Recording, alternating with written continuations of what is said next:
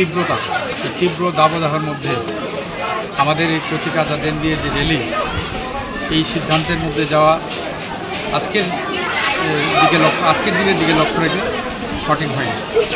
যদি প্রকৃত অর্থেই এই সিদ্ধান্তের মধ্যে টিচাররা নিয়ে থাকেন, কোনো ম্যাম যদি ইচ্ছাকৃতভাবে ওনার মর্জি মাফিক সিদ্ধান্ত নিয়ে থাকেন, আমি আগেই বলেছি যে দেশের মহামান্য সুপ্রিম কোর্টের একটা গাইডলাইন রয়েছে।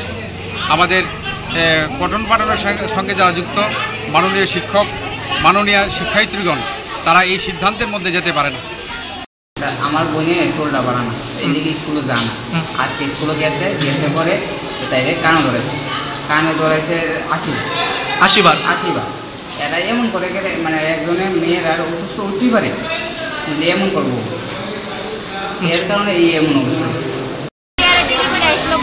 ক্লাসের বাইরে তারা বইয়ে থাকতো, একজন পড়ে গেছে, বইয়ে থাকতো, আরেকজন অনেকজন পড়ে গেছে।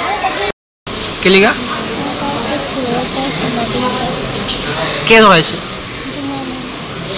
রুমা ম্যাম। কোন স্কুল? কয়জনের কেন ধরাইছিল?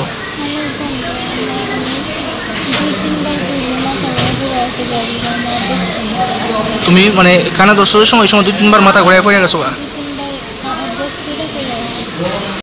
সেটা পরিবেশ রক্ষার্থে আপনারা কাজ করেন।